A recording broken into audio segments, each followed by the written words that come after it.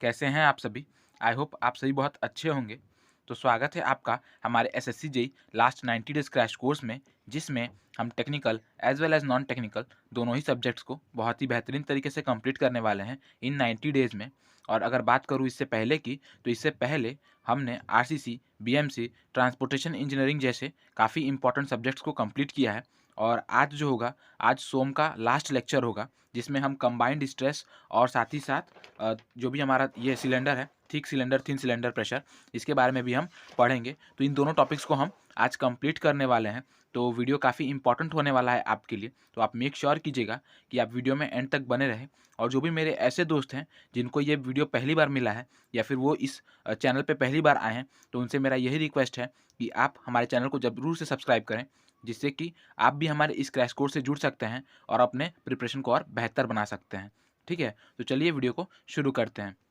सबसे पहले हम पढ़ेंगे कि कंबाइंड स्ट्रेस में होता क्या है। तो कंबाइंड स्ट्रेस में बेसिकली कंबाइंड स्ट्रेस मतलब होता है कि जब दो तरह की लोडिंग एक साथ काम करें। जैसे क्या, हम यहाँ पे बात करने वाले हैं कंबाइंड बेंडिंग एंड टॉर्जन की। यानी कि जब किसी शाफ्ट पे आपका क्या हो, बेंडिंग प्लस टॉर्जन लगा हो, क्या हो, बेंडिंग प्लस टॉर्जन लगा हो, तो वहाँ पे जो है कैसे स्ट्रेसेस डेवलप होते हैं, स्ट्रेसेस की जो वैल्यू होती है वो कितनी होती है, और वहाँ पे इक्वलेंट स्ट्रेस हमारा कितना होता है, इन सभी चीज़ों के बारे में हम इस चैप्टर में बात करेंगे। ठीक है? तो देखिए, यहाँ पे कोई एक शाफ्ट है, ठीक है? ये कोई एक शाफ्ट है, इसका मैंने यहाँ पे बेंडिंग स्ट्रेस डायग्राम बना लिया है। बेसिकली कहूँ तो स्ट्रेस डायग्राम बना लिया है अकॉर्डिंग टू बेंडिंग फ्लेक्चर। जैसा कि आपको पता है कैसा बनता है, कुछ इस तरह से बनता है लीनियरली। और अगर हम बात करें शियर स्ट्रेस की, तो टॉर्जन की वजह से जो आपका शियर स्ट्रेस डेवलप होगा, उसके बारे में भी हमने यहाँ पे बना लिया है। जैसा कि मैंने आपको पिछले वीडियो में जब मैंने टॉर्जन पढ़ाया था, तो मैंने आपको बताया था कि जो आपका टॉर्जन होता है, ड्यू टू टॉर्जन जो आपका शियर स्ट्रेस डेवलप होता है, वो लीनियरली वैरी करता है। बट जैसा कि मैंने आपको इससे पहले भी बताया था कि अगर आपका कोई नॉर्मल क्रॉस सेक्शन है और उस पर क्या कर रहा है, उस पर जो है आप जो है लोड लगा रहे हैं, ठीक है, आप जो है किसी तरह की लोडिंग कंडीशन लगा रहे हैं, बेसिकली नॉर्मल लोड है, ठीक है, कैसा लोड है, नॉर्मल लोड है, तो उसकी वजह से जो शियर स्ट्रेस डेवलप होता है वो कैसा होता है, नॉर्मल लोड या फिर मोमेंट की वजह से जो आपका शियर स्ट्रेस डेवलप होता है वो कैसा होता है, पैराबॉलिक होता है। जबकि टॉर्जन की वजह से कैसा होता है, क्या बोलते हैं, ये होता है लीनियरली, और क्या बोलते हैं, ट्रायंगुलर आप कह सकते हैं, कैसा होता है, ट्रायंगुलर या फिर लीनियरली कह सकते हैं। अगर हम बात करें यहाँ पे, देखिए यहाँ पे ये जो हमारा न्यूट्रल एक्सिस वाला जो फेज है, जो हमारा न्यूट्रल एक्सिस वाला जो लाइन है, उसे हमने बी मान लिया, उसे पॉइंट बी मान लिया है। और जो हमारा सरफेस पे जो मतलब सबसे मोस्ट क्या बोलते हैं अपर लेयर है, उसे हमने ए मान लिया है। तो पॉइंट ए के लिए हमारी स्ट्रेसेस क्या होंगी और पॉइंट बी के लिए हमारी स्ट्रेसेस क्या होंगी, इसके बारे में हम यहाँ पे बात करने वाले हैं। तो देखिए, जो पॉइंट ए है, वहाँ पे आपका जो प्रिंसिपल स्ट्रेस होगा, यानी कि जो आपका नॉर्मल स्ट्रेस होगा, वो कितना होगा, तो सिग्मा मैक्स या सिग्मा मिनिमम, जैसा कि मैंने आपको बताया था प्रिंसिपल स्ट्रेस स्ट्रेन वाले क्या बोलते हैं चैप्टर में, कि हमारा क्या होता है प्रिंसिपल स्ट्रेस। तो सिग्मा मैक्स या sigma minimum is equals to 16 pi D cube M plus minus under root में M square plus T square. ये वैल्यू होगा हमारा किसका, प्रिंसिपल स्ट्रेस का। ये सभी फॉर्मूलाज बहुत इंपॉर्टेंट है, क्योंकि एग्जाम में बेसिकली जो है डायरेक्टली पूछ लेता है। अगर हम बात करें एसएससी जेई की, तो एसएससी जेई में भी अब जो है ऐसे क्वेश्चंस आते हैं। और बेसिकली क्या होता है कि देखिए, यही क्वेश्चन जो है मैं आपको बताता हूँ मेरे दोस्त, स्ट्रेस स्ट्रेन तो सभी कोई पढ़ता है, ठीक है, स्ट्रेस स्ट्रेन तो सभी कोई पढ़ता है, एसएफडी बीएमडी सभी कोई पढ़ता है, फ्लेक्सुरल मोमेंट जो मतलब ये बेंडिंग स्ट्रेस है वो सभी कोई पढ़ता है, शियर स्ट्रेस सभी कोई पढ़ता है, ये सब चीज़ें तो सभी कोई पढ़ता है। लेकिन आपने ऐसा क्या किया जो आपको कुछ अलग बनाएगा, जो आपको आपकी सिलेक्शन की गारंटी देगा, आपने क्या कुछ ऐसा पढ़ा, ठीक है। अगर उसकी बात करें, तो यही कुछ ऐसे चैप्टर्स हैं, जैसे कि आपका क्या होगा, जैसे कि आपका हो गया थिक एंड थिन सिलेंडर हो गया, ये कंबाइंड स्ट्रेस हो गया, प्रिंसिपल स्ट्रेस स्ट्रेन हो गया। तो ये सब कुछ ऐसे चैप्टर्स हैं, ठीक है, थियरी ऑफ फेलियर हो गया। ये कुछ ऐसे चैप्टर्स हैं जो आपको अलग बच्चे से, एक एवरेज बच्चे से कुछ अलग बनाएंगे, जिससे कि जो है आप जो है, क्योंकि शियर फोर्स और ये स्ट्रेस स्ट्रेन डायग्राम का तो सॉल्व सब कोई करेगा, सब कोई क्वेश्चन सॉल्व करेगा। लेकिन उसी में जहाँ पे आपका ये वाला सवाल दिया होगा कंबाइंड स्ट्रेस वाला, कि बताओ कि इक्वलेंट क्या बोलते हैं, इक्वलेंट जो बेंडिंग मोमेंट होगा वो कितना लगेगा, या फिर इक्वलेंट शियर स्ट्रेस कितना लगेगा, इस तरह से सवाल जहाँ पे पूछेगा, ठीक है, वहाँ पे जो है आप सॉल्व करेंगे क्वेश्चन को, और जो एवरेज बच्चा होगा वो उसे छोड़ देगा। तो यहीं पे जो है आप क्या हुए, आप जो है अपने सिलेक्शन की तरफ आगे बढ़ गए, और जो एवरेज बचा था वो क्या हुआ, वहीं पे छट गया। तो ये चीज़ आपके लिए बहुत ज़रूरी है कि आप इन्हें भी पढ़ें, ठीक है। तो देखिए, प्रिंसिपल स्ट्रेस कितना होता है, तो 16 upon pi D cube M plus minus under root में M square plus T square. उसके बाद अगर हम बात करें, तो हमारा जो मैक्सिमम शियर स्ट्रेस डेवलप होगा पॉइंट ए पे, वो कितना होगा, तो 16 पाई डी क्यूब अब 16 upon pi D cube, 16 by pi D cube M square plus T square under root में M square plus T square. इसके बाद प्योर टॉर्जन की बात करें, ठीक है, प्योर टॉर्जन की बात करें तो प्योर टॉर्जन, टॉर्जन मतलब देखिए जैसा कि मैंने आपको पिछले वीडियो में बताया था कि जब हमारा जो है सिर्फ बेंडिंग मोमेंट लगता हो, जब हमारा सिर्फ मोमेंट लग रहा है किसी बीम में, तो उसे हम कहते हैं प्योर बेंडिंग मोमेंट, ठीक है, जहाँ पे आपका क्या हो, बेंडिंग मोमेंट आराम से कांस्टेंट हो।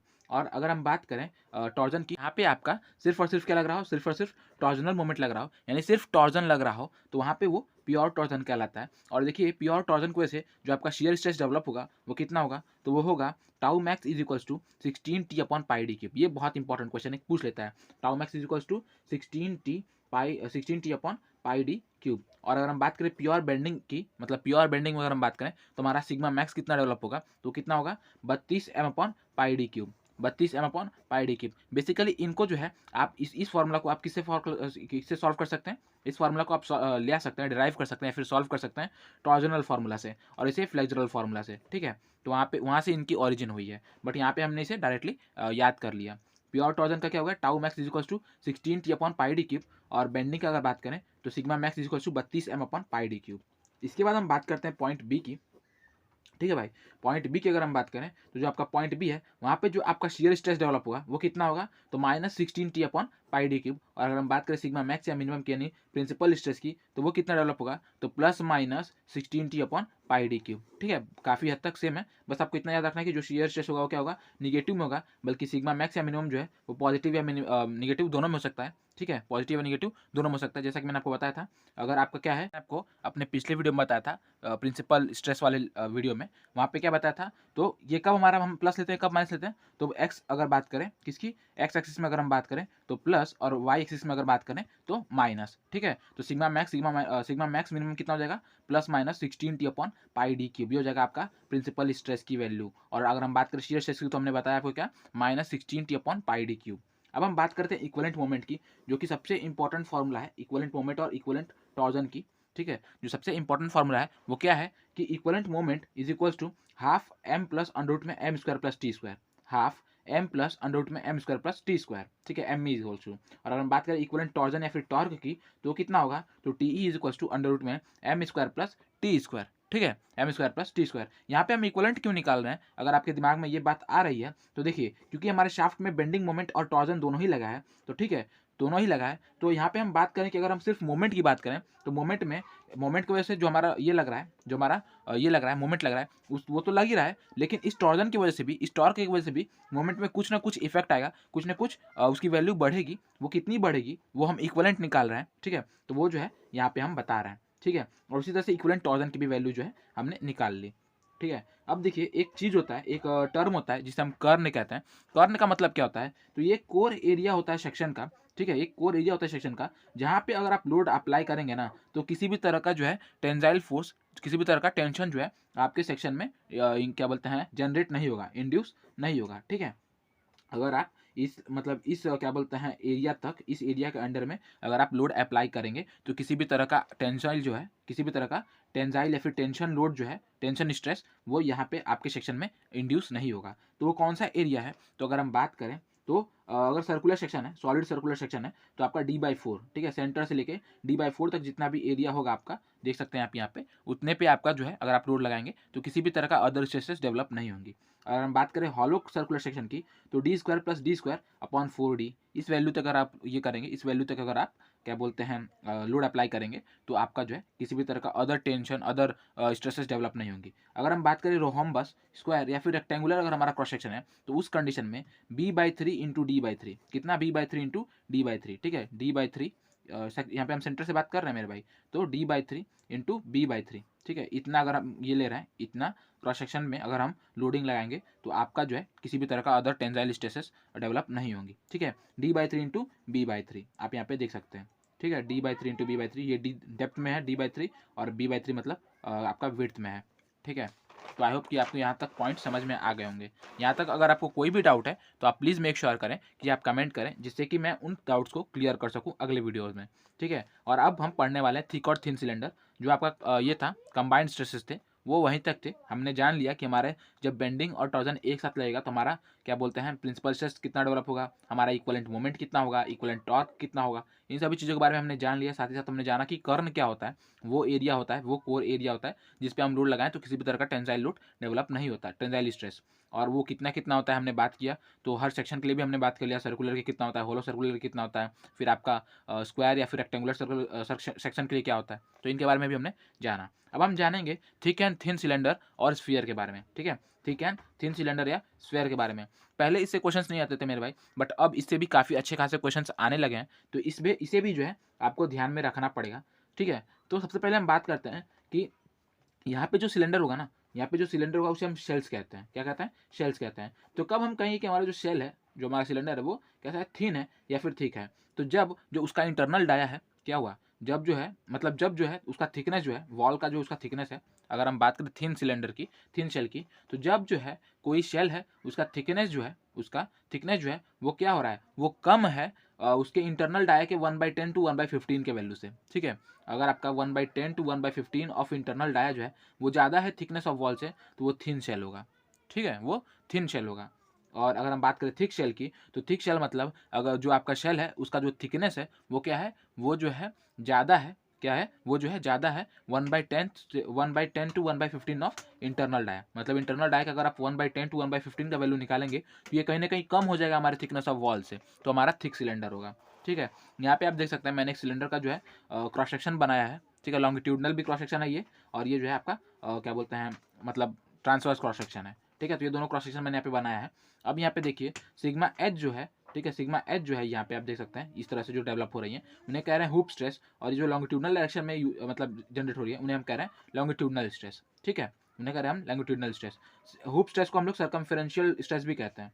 क्या कहते हैं? सर्कमफेरेंशियल स्ट्रेस भी कहते हैं, क्योंकि ये सर्कमफेरेंस पे जो है डेवलप होती है, और जो लॉन्गिट्यूडनल स्ट्रेस होता है वो लॉन्गिट्यूडनल के मतलब लॉन्गिट्यूडनल एक्सिस के अलॉन्ग जो है डेवलप होता है। अब यहाँ पे हम बात करते हैं थिन सिलेंडर की, ठीक है, पहले हम बात करेंगे थिन सिलेंडर की, फिर हम बात करेंगे थिक सिलेंडर की। तो thin cylinder subjected to internal pressure की अगर हम बात करें कि जब किसी थिन सिलेंडर में अगर हम इंटरनल प्रेशर अप्लाई कर रहे हैं, सब्जेक्ट कर रहे हैं, तो उसमें हमारा hoop strain, hoop stress, hoop longitudinal stress, radial pressure, जितने भी स्ट्रेन है, जितने भी तरह के, उन सब के बारे में हम जानेंगे कि कौन कितना लग रहा है, ठीक है। तो देखिए जो आपका हुप स्ट्रेस है ना मेरे भाई, जो आपका हुप स्ट्रेस है, जो सर्कमफेरेंशियल स्ट्रेस है, वो किस तरह से होगा, तो अगर नेचर की बात करें तो ऑब्वियसली वो कैसा होगा, टेंजाइल होगा, ठीक है, किस तरह से होगा, टेंजाइल होगा। और अगर हम बात करें इसकी वैल्यू की, तो इसकी वैल्यू कितनी होगी, PD/2T, कितनी होगी, PD/2T, ठीक है। इन वैल्यूज़ को आपको याद रखना है, ये वैल्यूज़ ही हैं याद रखने वाली, ठीक है, ये वैल्यूज़ ही हैं याद रखने वाली। यहाँ पे ऐसा इनका बहुत ज़्यादा कोई डेरिवेशन वॉल्यूशन नहीं है, क्योंकि वो हम लोग करने लगेंगे तो बहुत ज़्यादा समय लग जाएगा, और कहीं ना कहीं जो है हमारे पास उतना समय अभी बचा नहीं है, ठीक है। तो हम यहाँ पे अभी जो भी चीज़ें इंपॉर्टेंट है उन्हें हम पढ़ते चल रहे हैं, ठीक है। तो हुप स्ट्रेस की वैल्यू हमने जान ली कितनी होगी, PD/2T। और अगर हम बात करें लॉन्गिट्यूडनल स्ट्रेस की, तो कितना होगा, तो लॉन्गिट्यूडनल स्ट्रेस यानी सिग्मा एल होगा PD/4T। और इसकी भी जो नेचर होगी वो कैसी होगी, टेंजाइल होगी। तो PD/4T, PD/4T, PD/2T, दोनों की बात कर ली। उसके बाद हम बात करते हैं रेडियल प्रेशर की। तो रेडियल प्रेशर जो हम लगा रहे हैं वो कितना लगा रहे हैं, P लगा रहे हैं, और इसका जो हमारा ये होगा नेचर होगा वो कैसा होगा, कंप्रेसिव होगा, ठीक है।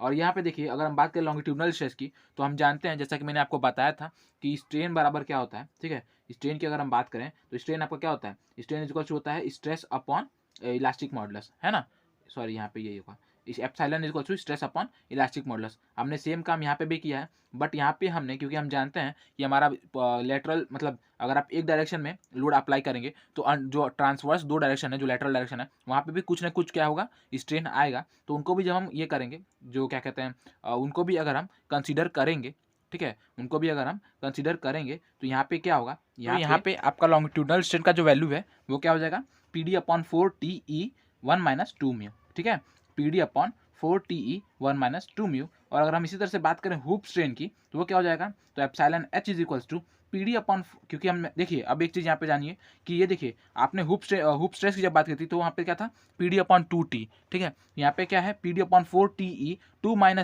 ठीक है। यहाँ पे हमने क्या किया, यहाँ पे जो ये 2 था ना, हमने उसे कॉमन करके थोड़ा सा ये कर लिया है, बस एक फॉर्म में कर लिया है कि इनका जो कहीं ना कहीं फॉर्मेट है वो एक तरह से हो जाए, तो बस इसीलिए, तो इसमें ऐसा आपको परेशान होने की कोई ज़रूरत नहीं है।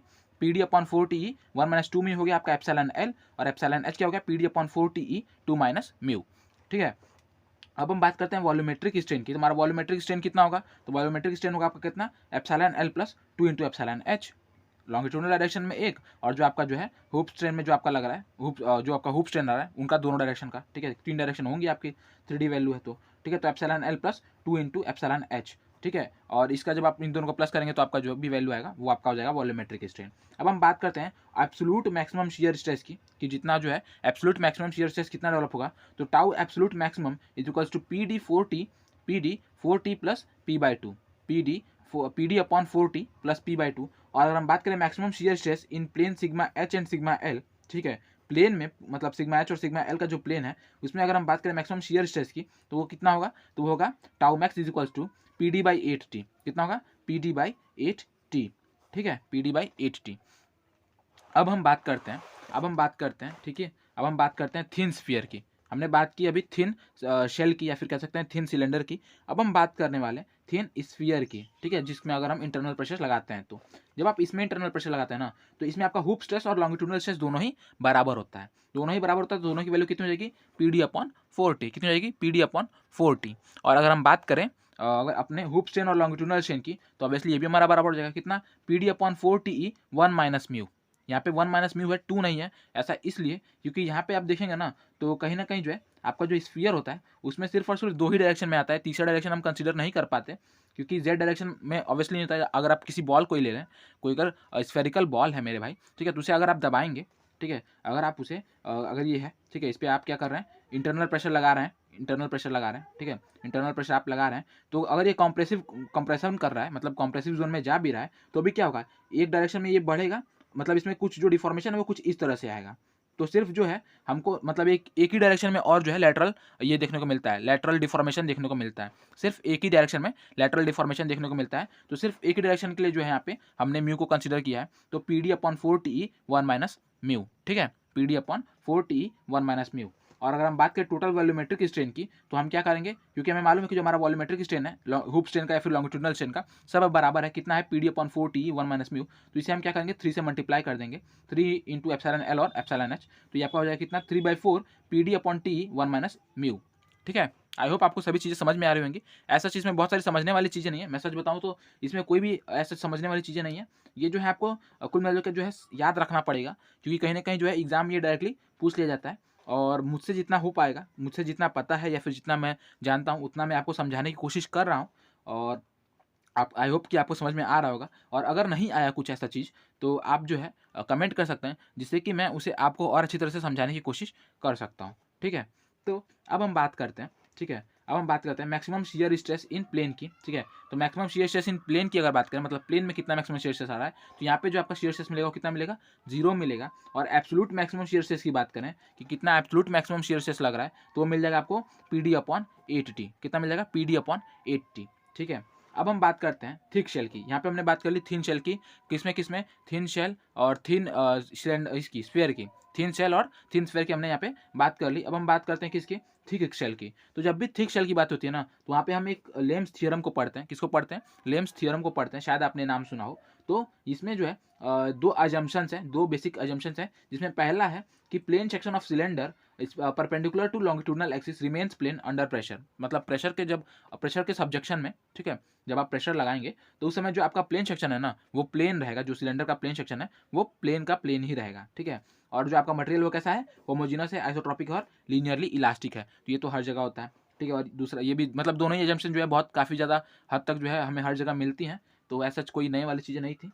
अगर हम बात करें लेम इक्वेशन की, तो लेम इक्वेशन जो होता है वो क्या होता है, होप स्ट्रेस जो होता है वो आपका टेंजाइल होता है, कितना होता है, तो sigma H is equal to B/R² plus A, ठीक है, B/R² प्लस ए। मैं आपको जरा सा अगर ध्यान से बताऊं, तो यहाँ पे जो देखिए ये कोई थिक सिलेंडर है, ठीक है मेरे भाई, ये कोई थिक सिलेंडर है, इंटरनल डाया RI है या फिर RI है, और आउटर डाया जो है वो RO है, ठीक है, RI RO, ठीक है। और ये जो R है ना, वो हमारा इन दोनों के बीच का जो रेडियस बन रहा है, इन दोनों में जो बीच का रेडियस बन रहा है उसे हम कह रहे हैं। आप एक तरह से कह सकते हैं कि एवरेज रेडियस है। और इसे फाइंड आउट हम किस तरह से कर सकते हैं, इसे फाइंड आउट करने का एक बहुत मतलब आसान फॉर्मूला है, RI प्लस T/2, ठीक है, RI प्लस T/2। अगर हम RI में T/2 जोड़ दें तो हमें जो है हमारा R मिल जाएगा। तो इस तरह से आप इसे निकाल सकते हैं।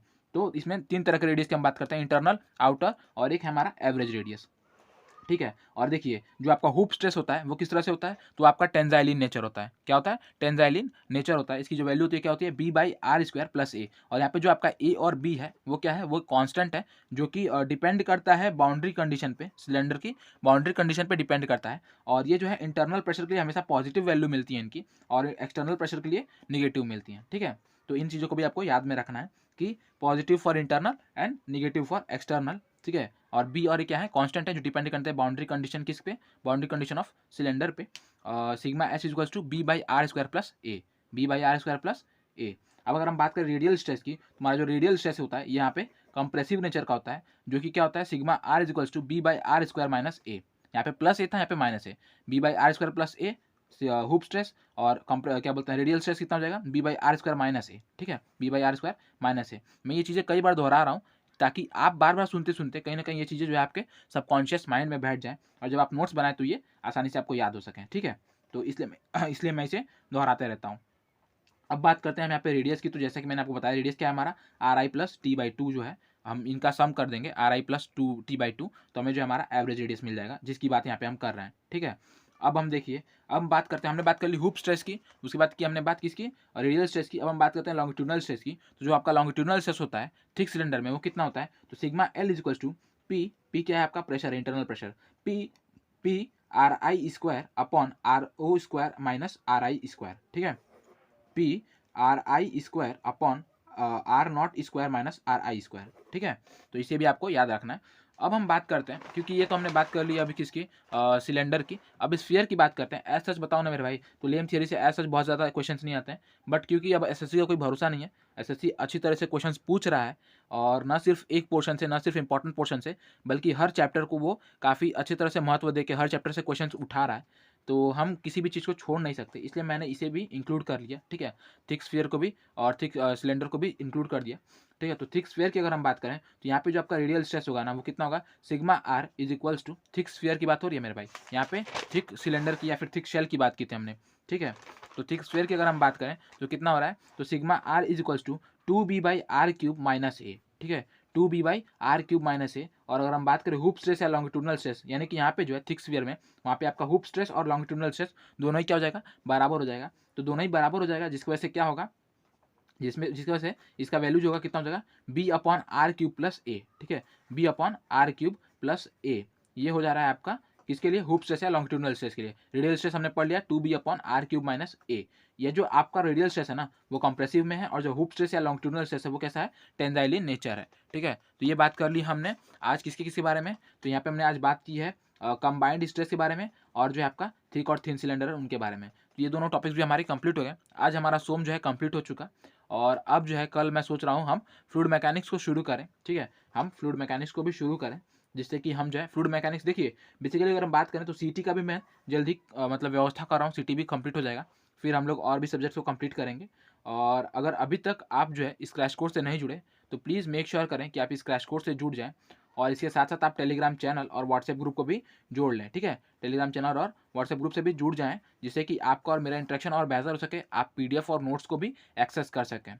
ठीक है, और कंटेंट पसंद आए तो कंटेंट को जरूर से, मतलब वीडियो को जरूर से लाइक करिएगा। और अगर किसी भी तरह का सजेशन है ना मेरे भाई, तो प्लीज़ मेक श्योर करें कि आप जो है उस सजेशन को कमेंट करें, जिससे कि इन वीडियोज़ को मैं और भी हेल्पफुल बना सकता हूँ। ठीक है, और जैसा मतलब कंटेंट कैसा लगा उसे भी आप जरूर से बताएं। और साथ ही साथ मेरे भाई एक और चीज़ है, ठीक है, जाते जाते एक चीज़ कहूँगा आपसे, एक छोटा सा रिक्वेस्ट है कि जब भी जो है आप लोग वीडियो देखें, तो वीडियो के नीचे कमेंट में, ठीक है, कमेंट में मैं जो हूँ वीडियो का एक मतलब प्रेजेंस, क्योंकि हम लोग अब रोज़ पढ़ रहे हैं, तो ठीक है, तो एक जो चीज़ होता है कि क्या बोलते हैं, जैसे स्कूल्स में होता था हमारी जो है, हमेशा जो है देखा जाता कि हमारे कितने बच्चे प्रेजेंस है, कितने बच्चे एब्सेंट है, उन चीज़ों को। तो जब आप चीज़ें मतलब जब भी आप क्लास करें, क्लास के एंड में जो है आप जो है कमेंट में जाके, मैं एक कमेंट कर दूंगा, ठीक है, कमेंट कर दूंगा, उस पर जाके आप जो है उसे लाइक करके आप अपने जो प्रेजेंस है उसे बता सकते हैं। ठीक है, तो आप ये भी ज़रूर से करें, ठीक है, जिससे कि मुझे और मोटिवेशन मिले। तो ये था इस वीडियो में। Keep watching, keep learning, thank you.